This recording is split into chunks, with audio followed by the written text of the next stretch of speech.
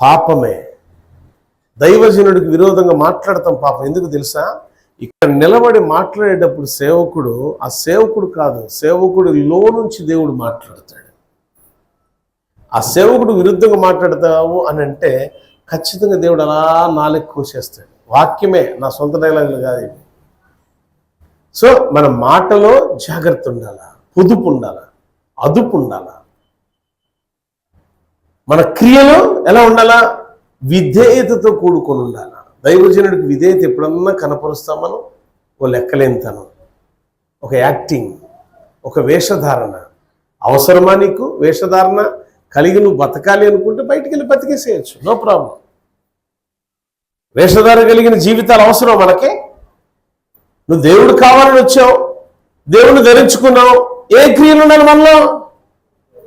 But అంధకార క్రియలు ఉన్నాయి, చీకటి క్రియలు ఉన్నాయి, పాపపు క్రియలు ఉన్నాయి. ప్రేమలు లేవు, ఆప్యాయతలు లేవు, అనురాగాలు లేవు.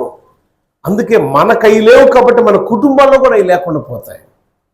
మన దగ్గర ప్రేమ ఉంటే కుటుంబంలో ప్రేమ ఉంటుంది, మన దగ్గర సమాధానం కుటుంబంలో సమాధానం ఉంటుంది. మనం దైవికమైన వారమైతే సమస్తం దైవికంగానే దేవుడు చేస్తాడు. మనం ఏం ధరించుకున్నామో అదే.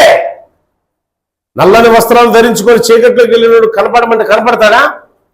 తెల్లని వస్త్రాలను ధరించుకొని వెళ్తే ఒకసారి కాదు ఒకసారి మసమసగానే వాడు కనపడతాడు.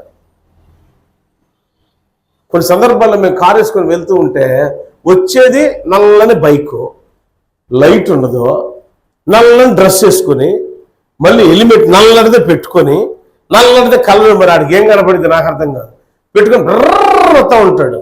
సడన్గా బ్రేక్ వేసి పక్క వెళ్ళిపోతాయి. కారణం ఏంటంటే వాడు చీకటి కనపడ్డవాడు. కనుక సంఘానికి ఏం చెప్తున్నాడంటే మనం ఏం ధరించుకోవాలి, ఏం ధరించుకుంటున్నాం?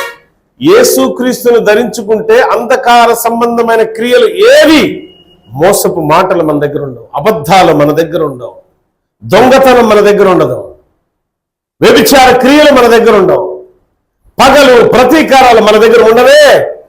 శాంతి సమాధానంతో వర్ధిల్లుతామండి.